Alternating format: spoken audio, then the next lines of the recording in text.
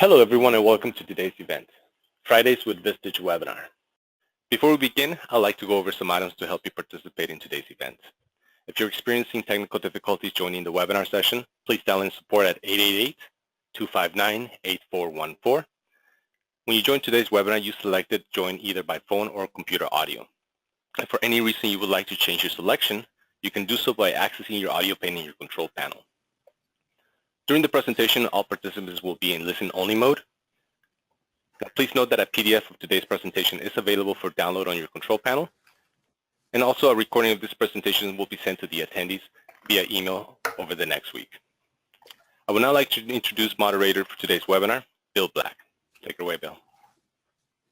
Hello, everyone. Welcome to Fridays with Vistage. My name is Bill Black. I'm a Vistage member and a speaker and your moderator for today's webinar, which is entitled Engaged Teams, the Key to Unlocking Maximum Productivity. You know, according to the Vistage Confidence Index, talent management is a top concern for members, and retaining your top talent is paramount for growing your organization or reaching those yearly targets. In this webinar, you're going to learn proven methods and best practices for retaining team members. You'll understand what actually motivates your employees and how to foster that within your culture. You'll learn the simple, actionable process that you can immediately implement in your organization for optimum employee engagement, and hear real workplace examples and success stories from Vistage companies implementing these strategies for unprecedented business results. Our speaker today is Adam Weber. He's the Vice President of Sales and co-founder at Amplify, where he leads a team of mobile experts focused on new business growth and market expansion. He's previously held roles at SpinWeb, where he was the Director of Business Development, as well as Commonwealth Church in Muncie, Indiana. Adam's a nationally recognized subject matter expert on employee engagement, mobile engagement, and business innovation, and he's a highly rated speaker on these topics. Ladies and gentlemen, please welcome Adam Weber. All right, thank you, everyone. I appreciate you all taking the time. I know we all have busy schedules, so I'm hopeful that today, my goal for all of you is that there's at least one thing that from today you'll be able to take and immediately apply into your world. So hope you're having a great day so far. We're going to dive in. We'll start just by zooming out and realizing how much the world has changed in the last 20 years, right? And of course, Tiger Woods, after now that I have this talk, he has made himself relevant again, but Tiger was half the size, still had the pearly white teeth, and was an amateur at the time. Friends was the #1 show in America. And a little bit about me, I wasn't allowed to watch Friends. I had to be in the other room.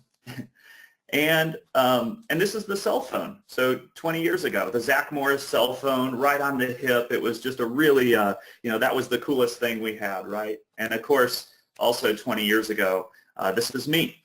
And what's sad about this picture is that I asked my wife, I asked my mom to send me a picture from 1997, and this was the best picture she could find, an oversized golf shirt with my eyes half open. When I showed this at my office, one of my coworkers said, Adam, if future you, like if that guy in this picture could see who you ended up marrying, like you'd be very proud of yourself. Like you've really outdone yourself. So. Obviously, this isn't all that's changed. When you think about the workforce in general, right, this is where the real change has taken place. In 1997, the vast majority of the workforce was made up by boomers and Gen Xers. But fast forward today, and as many of you know now, millennials are the largest segment of the entire workforce. Now, this is not a millennial talk today. That's not the point. But the point is that there has been a shift in the mindset of our people because of cultural changes that exist. And millennials have had a tremendous impact on that. Let me just give you an example. So if you just look at average job tenure by generation, a boomer, now 7 years, so gone are the days even for the boomer where they're going to stay at their job for 30 years. Gen Xers 5 years, and millennials now 1.8 years. There's an entirely different mindset change where people view their jobs more as a lease, and it's a short-term experience that will then transition to somewhere else. Now, why does that matter? It matters because when you have unemployment right now that's under 4% and we're still losing people at a really high rate, it's expensive. It costs roughly 150% of a person's annual salary to replace them. It also takes a lot of time, almost a month to fill a vacancy. So if you think about, and for that replacement cost, that includes onboarding, ramp time, recruitment cost as well. So, and then with time, today I just saw a recent study that shows this now at about 32 days. And for those of us that are responsible for staffing roles, we feel this as it just takes a tremendous amount of our velocity and effort and ultimately blocks us from doing what we love and some of the passions of trying to grow the business at the rate we're trying to grow it. We spend all of our time on the front end trying to source candidates and get them in the pipeline. And now, more than ever, talent, employees are unwilling to work for a company that has a bad reputation. So a recent study actually came out that says that the two most important factors in whether or not a person stays: authenticity of leadership and cultural values, shared cultural values.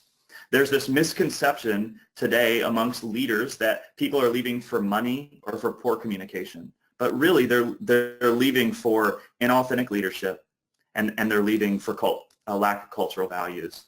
Now, all hope's not lost. People are willing to stay if they're engaged. So, sorry, give me just 1 second there. Sorry about that. So, a highly engaged employee is 87% less likely to leave than their disengaged counterparts. But the reality is that the vast majority of our workforce today is disengaged. This isn't the case for most of the people that are showing up to work today at your office. This isn't the case. And so, in fact, our data shows that only 30% of today's employees are engaged. So think about that in your different groups and teams. If you've got a team of 10, 3 in 10 of them are showing up to work, bringing their best self to work. Now, that is a really expensive problem, right? Because when you have a disengaged workforce, they're not as productive as they should be. They're not as innovative as they could be. And ultimately, it starts to hurt all these other key aspects of the business. Things like profitability, brand reputation, and turnover. And so it's a cyclical cycle, right? If at the foundation, 70% of our workforce isn't showing up engaged, we start to see all these critical factors of our business negatively impacted. And so the mindset of leaders is changing. The days where we used to talk about engagement and it's a squishy thing are over. And this is just an example of that, right? In 2012, if you invested $1,000 in the S&P 500, that would net you, see what that return would be at almost 2x that return. But look at this comparison. These are companies that Glassdoor, where the employees have self-identified as highly engaged. And so these are cultures with exceptional engagement. So why is this significant?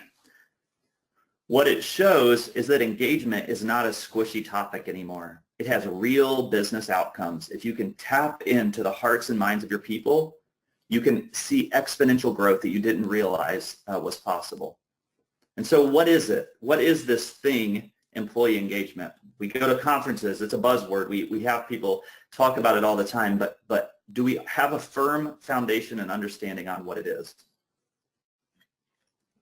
And so that's what I'll do today. I'm going to start by defining what employee engagement is, and then I'll talk through just from the thousands of conversations I've had with Vistage leaders all across the country, share what's working, really practical tips on what's working in organizations and what's not. So let's start with the definition.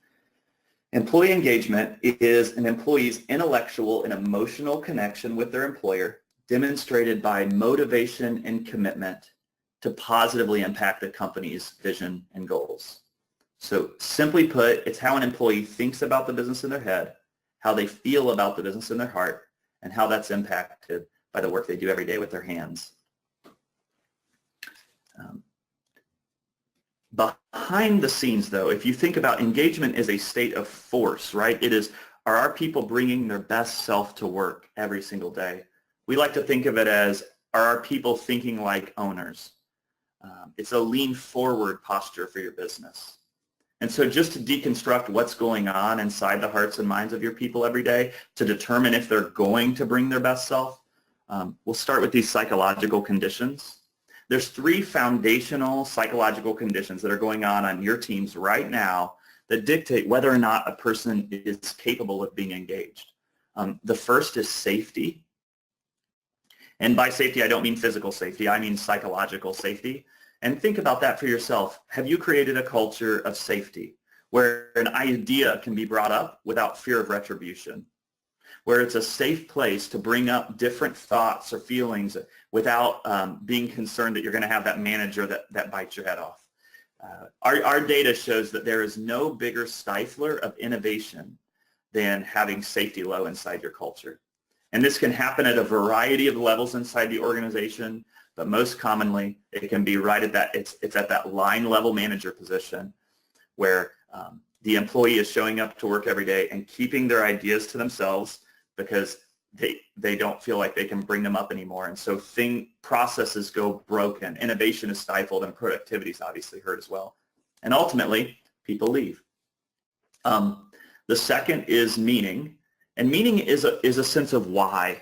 Meaning is a person's individual reason for doing what they do. And everybody's why is different. What wakes us all up, what woke you up to come to this webinar is different than what it would be for another person. But what matters is that for you personally, do you have a why that is motivating you to bring your best self? And so for some of our employees, it's their job title. For some, it's pay. For others, it's the actual work they do. And some are just so aligned with the vision of the company, right? So that could be their why.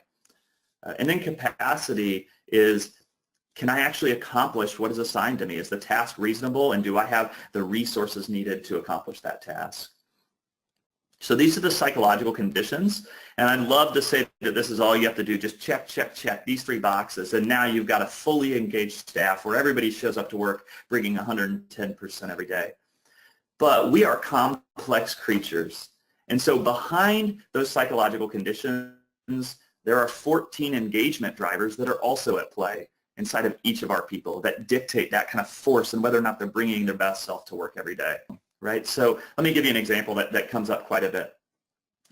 If there's a team, if there's like a line level team who's having issues with autonomy, with trust, and they're flagging that at their manager, right? So autonomy, trust, they're flagging they have a manager issue. But worst of all, the thing that they're flagging is feedback.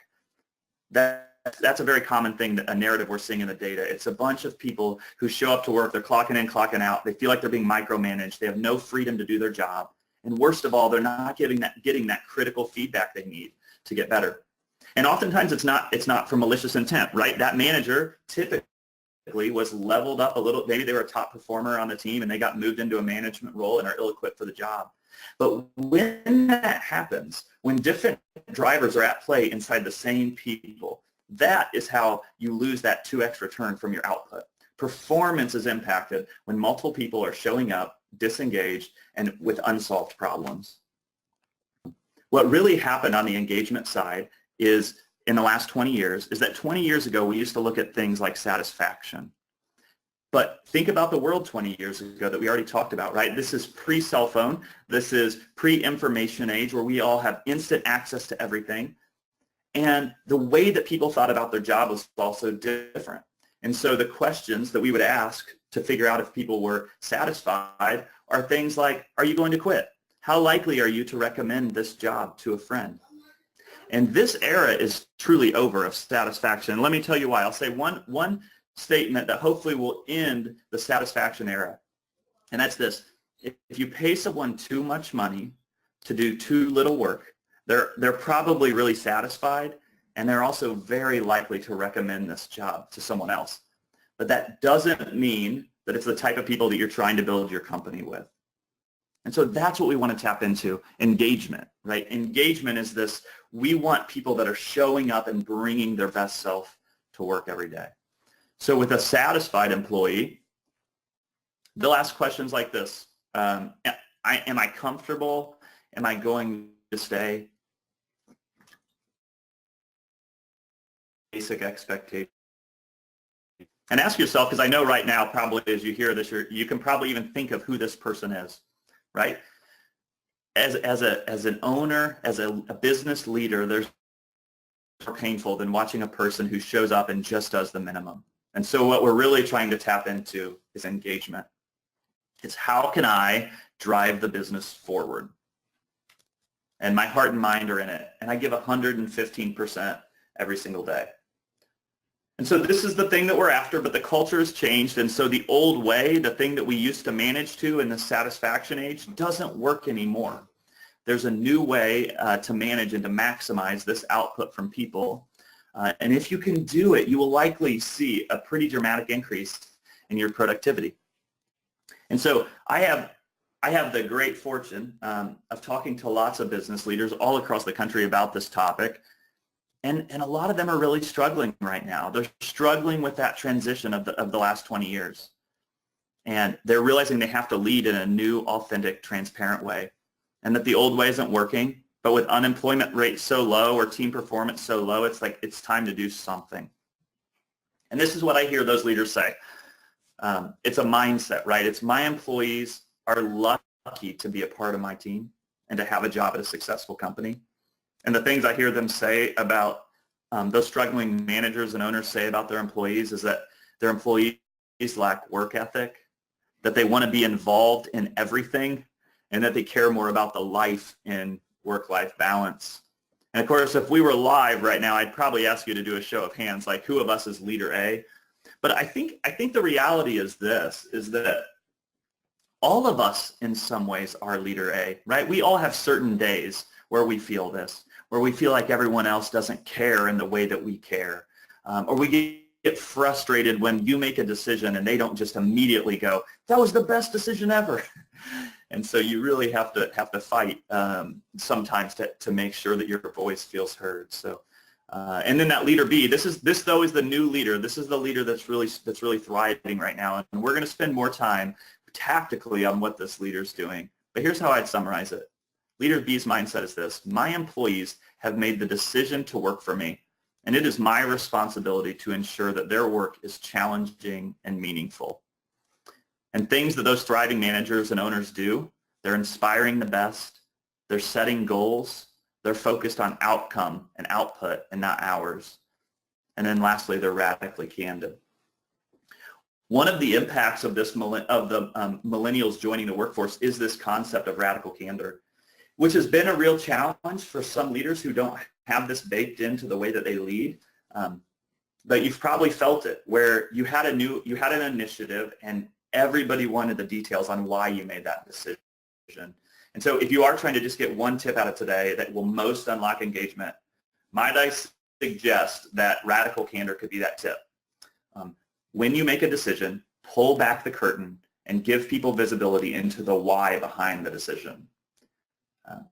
We found that your employees have a surprising amount of flexibility to even disagree with decisions, but where there's not flexibility is not having visibility.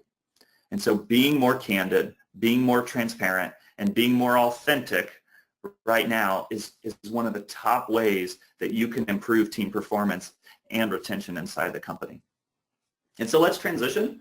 I'm going to get really tactical here, because I know you showed up because there's something going on inside your organization that needs to change, right? We show up to learn because we're trying to get better. But typically when you come to a talk about productivity, team performance, we're also trying to solve something.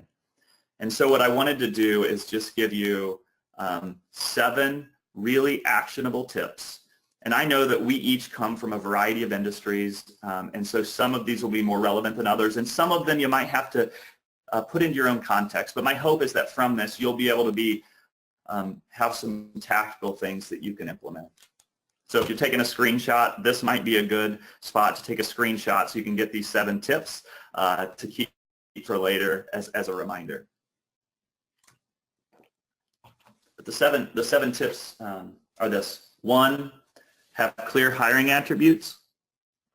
2, integrate your team into your hiring decisions. 3, set goals. 4, align around your company's purpose. 5, continual improvement. 6 is use data. And 7 is let your employees self-solution.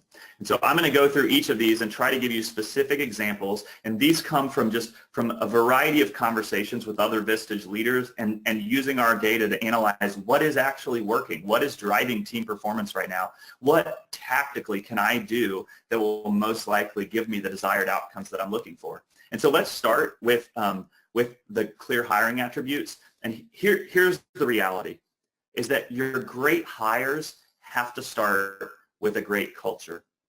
When you build foundationally a great culture, people are attracted to that. Now, one of the ways that you can have a great culture is you have to start just by simply defining it. This is our engagement canvas, and it is a simple one-page worksheet. We recommend you do it in a couple hours with your leadership team, executive leadership team, talking through kind of why you exist, what it is that makes your organization unique. And if you email us, just Vistage at Amplify, one of the takeaways from this is I can email you this PDF so you can have it as a worksheet if you'd like. But specifically on this slide, what I want to pull out for this talk is this area right here. It's called Engagement Exemplified. And what you do is give examples of who those employees are that are living out the engagement culture that you are trying to build yourself. Like, name them, and then think about what traits and attributes they have that make you know that those are the types of people you want more of on your team. Why I love that exercise is because sometimes, right now when we show up to things like this, right, our culture is still existing without us. And there's certain people that we know push the culture forward. And those are the type of people we're trying to recreate and try to get more of inside the culture. And so when you think of those people, think about what characteristics they have that make them successful, and then build your hiring rubric around those traits.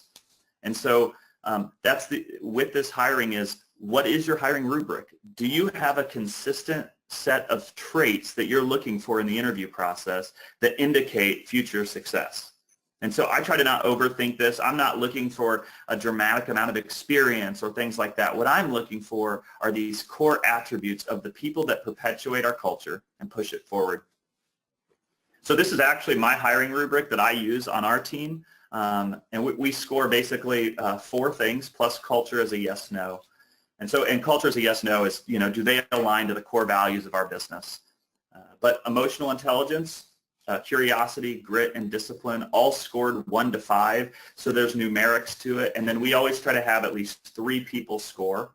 And we reverse engineer questions to help us get to this outcome. And so what it does is it creates a standard language for your for all the different people in the hiring process and gives some objectivity to the hiring as well. So to summarize, clear hiring attributes is culture as a yes, no. You create a rubric that's 3 to 5 categories scored 1 to 5, have multiple people score, and create a standard set of questions. And then the next is integrate your team into those hiring decisions. And so back to that canvas, when you think about who are those 2 to 3 people that best exemplify your culture, your cultural warriors, who are they?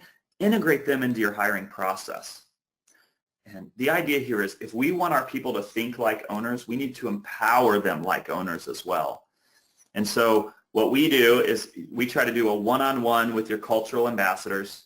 And if you can, and everybody's environment's different, but try to do it off-site, and then give your employees the authority to say no.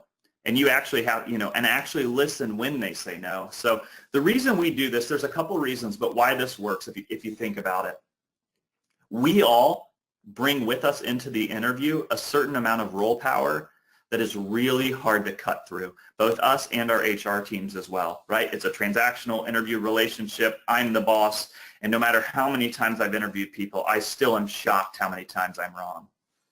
But when you bring a peer, someone who's actually doing the job, it creates a level of honesty in that interview, and truly you will get more insight and visibility than you are able to glean yourself, because they will open up in a way to your employee that they just simply won't to you.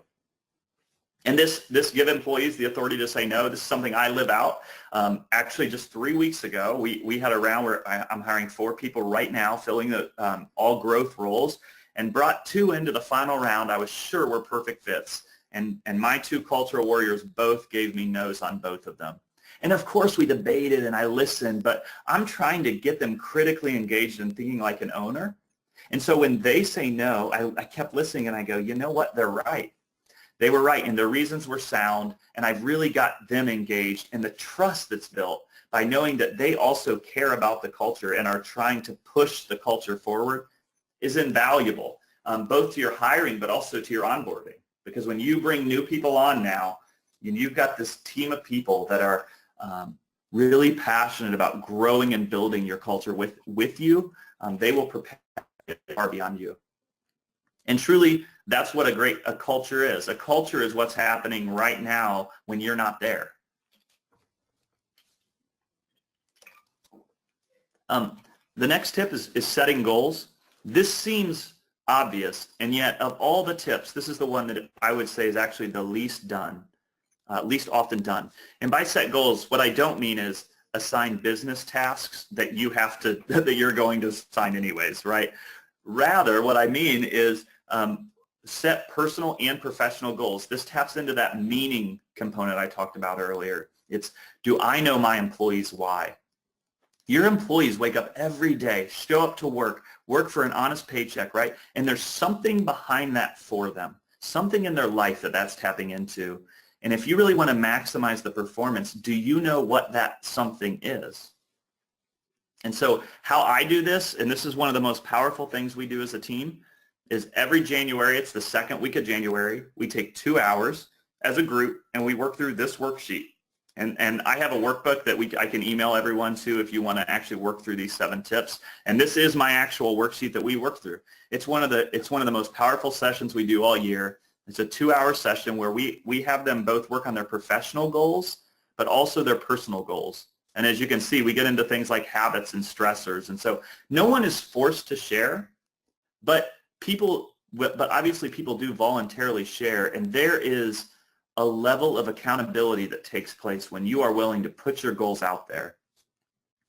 And also for you as a manager, when you know the true why of your people, you will be able to inspire a fire inside of them that is far greater than you can if you're just trying to get them a raise or find some other like really specific or like get them to perform. Now, let me give you a couple examples.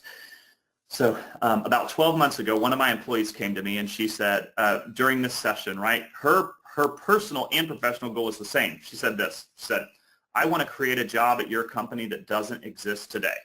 And we're all like, whoa, what does that mean? How are you going to create a job that never exists? And she explains it. And she's like, and it was the thing that woke her up, right? It was to create this partnership program inside of our company. And sure enough, you know, it was, she started doing it on the side part-time and then 4 months ago got that job full-time. But that alignment of saying that out loud to the entire team and working toward that. I had another person who said in a one-on-one, said, hey, my goal this year is that I would love to make enough money that my wife is able to stay home she wants to stay home for the first 2 years of their baby's life. Really important to them and their family. That was his why. That was the thing that was waking him up every day. And knowing that information helped the two of us just continue to align and push and challenge. And so know your employees' why. Focus on both professional and personal goals. And then what I always try to do, because I don't know about you, but with performance reviews, I find them to be pretty dreadful, to be candid. Like it feels like this huge task that both ways nobody's really enjoying and getting that much out of. And so I try to do rapid iterative feedback with them, right, where I'm constantly giving them consistent feedback.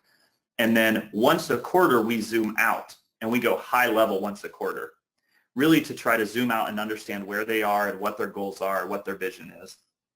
This works in all industries. I have seen a tremendous amount of success. I mean, we work a lot like in the construction space and where field workers are manufacturing, where there's tremendously high turnover. But if you can tap into their meaning and understand what that why is, we've done meaning sessions with field construction workers, and you can just see this tremendous spark in them because they want to work for a place where they actually feel understood why they're doing what they're doing.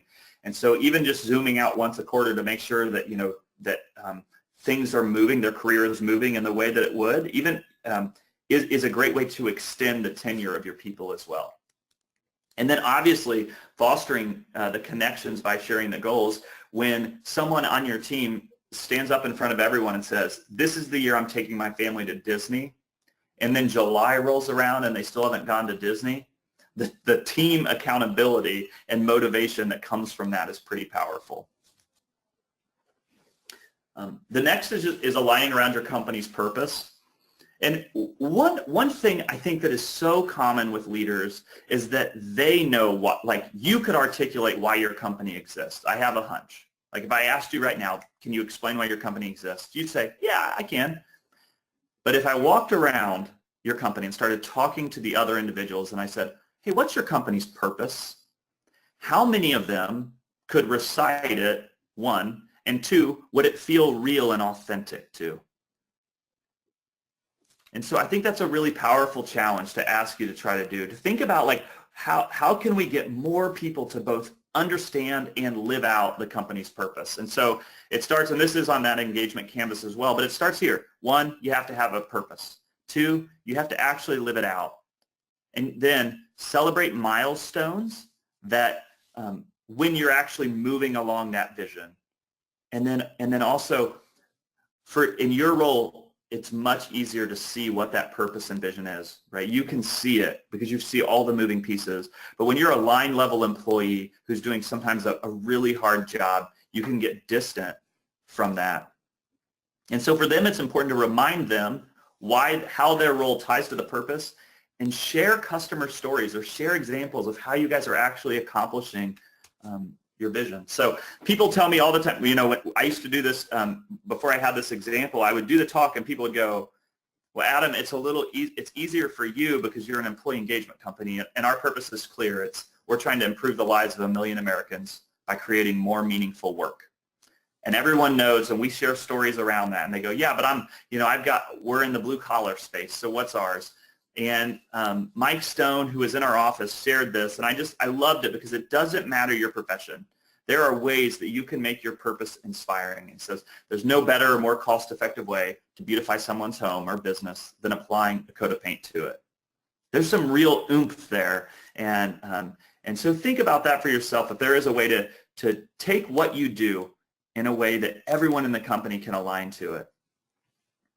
And I shared all of these, but essentially it's make that purpose clear, share your customer stories regularly so that your line level employees understand why their role maps back. And we do that bi-weekly on a Monday. Every other Monday we share customer stories back to the company to remind them of why we do what we do.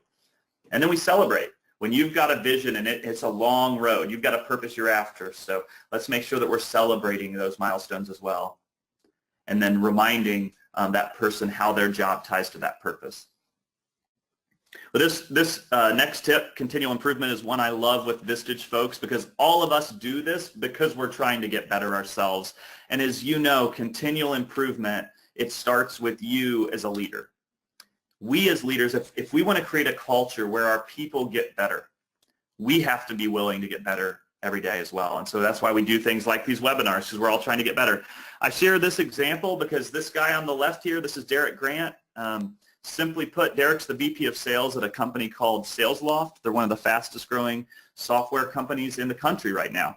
And simply put, Derek does my job better than I do. And so he is a mentor of mine and someone who I'm constantly trying to learn from. In fact, I flew out to Atlanta and had dinner with him last night. So just to learn, right? Just to ask questions and to try to get better and then share that back with my team as well. The other thing is to help people get better, you have to give them consistent feedback. Our data shows that there is nothing you can do that will more improve that team performance than consistently letting people know where they stand and how to get better. But to create that culture, what I recommend is doing their job sometimes. Like once a month, go down to the factory floor or whatever you do, or for me, make cold calls and let them give you feedback as well. Because that role power that you carry will start to melt away a little bit.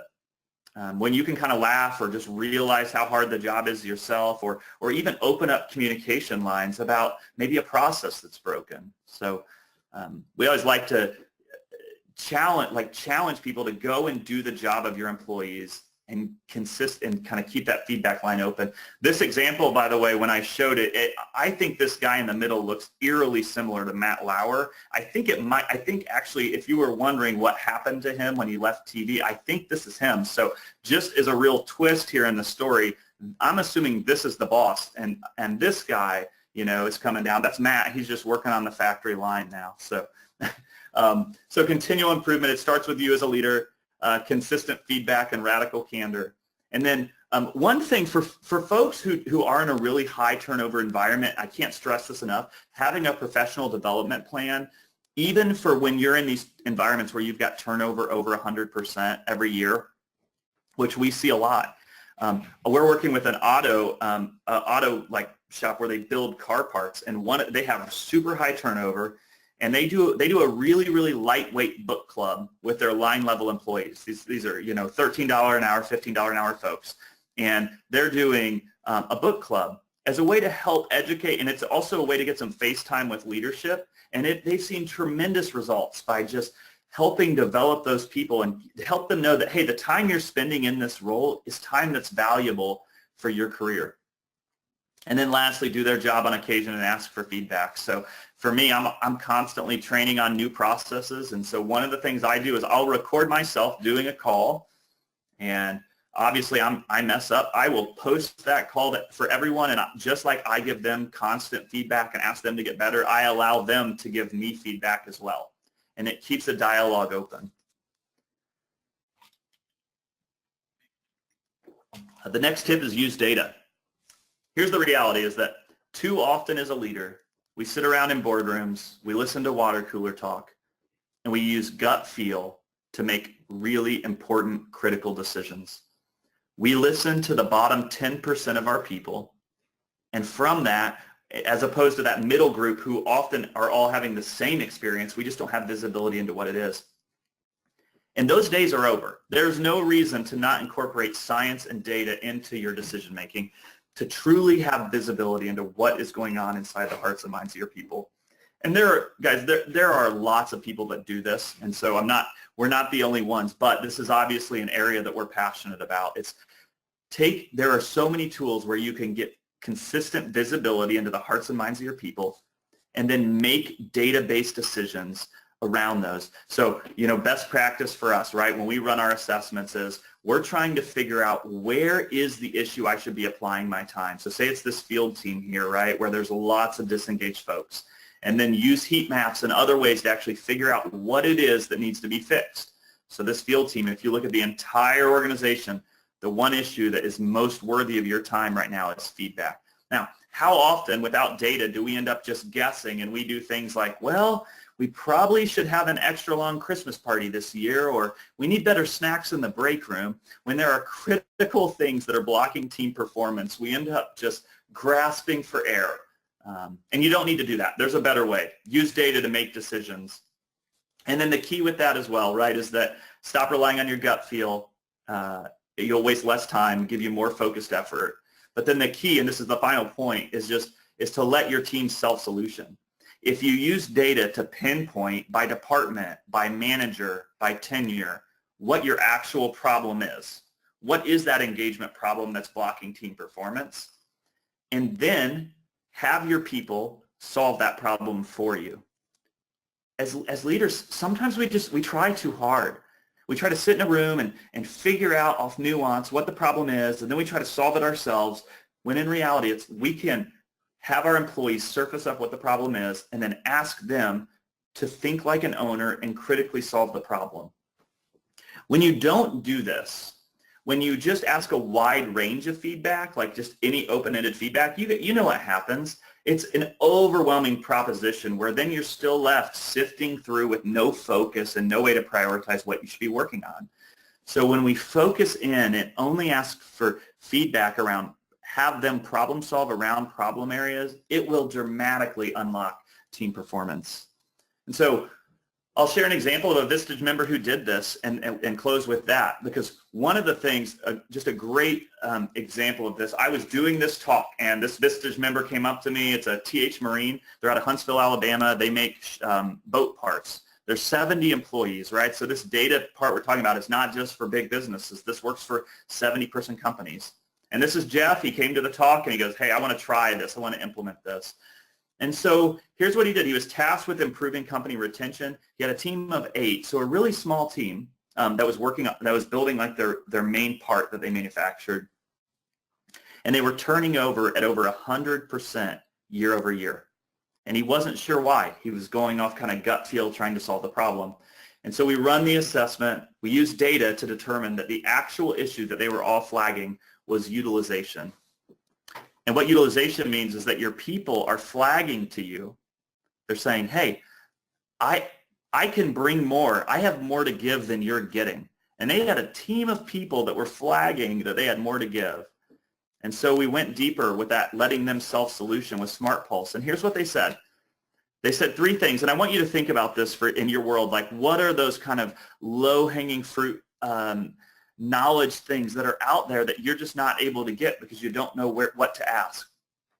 So these boat manufacturers, they say 3 things. One, they said, we need a table lift because the part is too heavy, and right now we have to have 2 people lift a part when it should really be 1. 2, we need to audit the workstation. This thing looks older than that Zach Morris phone you showed earlier. Like, can you please clean this up? It's making it really inefficient. There are tools on this table from before I was born. And the 3rd, would you paint the walls white?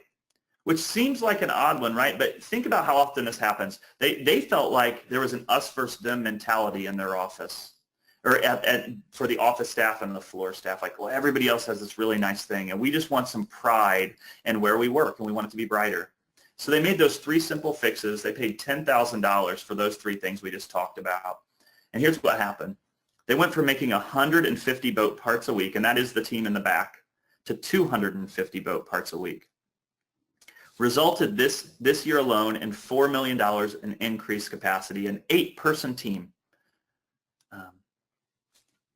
And so hopefully that was helpful. I'm hopeful that there are a couple things that you can tactically apply. I do have a workbook that goes through the different tips I talked about and that you can use to work through. And if you want to just email that Vistage@Amplify. From there, we'll send you this workbook. And also, if you're interested in what we do, obviously we'd be happy to have a conversation too. So I'll hand it back to you, Bill. Great job, Adam. Really great information. I took a lot of notes, and we have some questions, and I want to remind our listeners that you can go to the question toolbar on the right-hand side of your screen and add in some other questions. We have a little time for those. And you can also access the slides in the handouts section right now. So, Adam, our first question is, I guess, a statement and a question. What we want is simple. We want an honest day's work for an honest day's pay. And with a lot of workers being remote, is there a trend towards paying piecemeal for work completed by remote workers? Yeah, that's a great question. I mean, one of the biggest trends right now is this distributed workforce and how that's impacting both your company culture but also your performance. And I think in general what you'll see a shift in is it depends on the level of work that we're talking about for that remote work. But one of my slides alluded to this, but it is an emphasis on the output, not the hours, right? And it's what are the key deliverables that I'm looking for, and then can I execute or can I receive those deliverables? The hard part as a manager that you face in that environment is, candidly, it's harder to manage that way. It's much easier to manage in the old way, which is like, if you show up to your desk 15 minutes before me, you're a good worker, and if you leave 15 minutes later, you're a good worker. But we all know that it's not really that, right? The key is, as a leader, the challenge is, can I be clear about the outcome so that when they deliver for me, it's very obvious if they succeeded or failed. And then you also have to be much more intentional just with regular feedback and communication as well. Excellent. Yeah, it is difficult. And with more and more knowledge workers, it's like, what do you want back from that worker, right? Being very clear about that makes a lot of sense. Here's another question for you. Pets at work, do they engage workers more, and does it translate into more productivity? Okay, that's a great question. I don't know that I know. We have a lease ourselves, and I have been like secretly hoping to get a dog in this office forever just because I love dogs. I mean, I've read a little bit, but probably know just about as much as you guys on the fact that I do think there's some probably therapeutic benefits, right, to and some stress relief, and maybe even some cultural morale things around animals in the workplace. But admittedly, my experience is more on data around humans right now. Although we could expand the product and start doing dog assessment, the impact of dogs. Well, it's I guess there's statistics that show that pets at work is on the rise as on a pretty hefty pace. So that's why I was wondering if you knew about that. Also, you know, a lot of owners have a problem with people on their cell phones and maybe even listening to music while they work. Some people like it, some people don't. What's the statistics on letting people be on their cell phones at work? Yeah, I love that question. That I want to go back to when you're every job is so different, right? If you're a nurse, you shouldn't be on your phone at work. If you're working at a factory line and you're actually there's a physical danger, you probably shouldn't be on your phone. So there's nuances to that.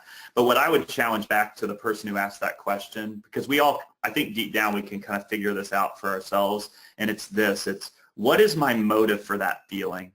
Is the motive am I being that leader A that I discussed earlier, where it's more like, it doesn't feel right. It's the old way.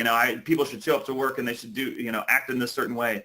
Or is it truly impacting the output? And again, the way, if you feel like that they could achieve more, raise your output expectations and they should follow, as opposed to I would just say this, if you're thinking about phone use as it's usually not the problem. The problem is usually a level deeper than that. And it's similar. I know it's not the same problem, but I'll just say these are like the two biggest misconceptions that come to us all the time that are kind of rooted in something similar to this. People will, especially if you're paying in like that $13 to $17 an hour range, they'll go, man, people will leave my company for a quarter an hour to go work down the street. And that is also, it's like there's a layer beneath that that's not that.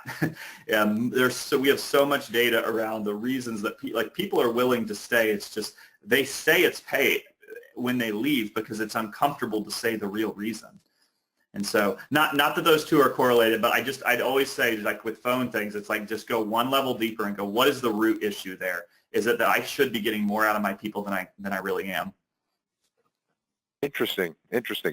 Okay, that leads into our next question, which is the labor market in Las Vegas is imploding. It's got a 2% unemployment rate, according to this listener, and they lose 2 to 30 laborers a month, as do their fellow landscapers, to other better-paying trades such as roofing.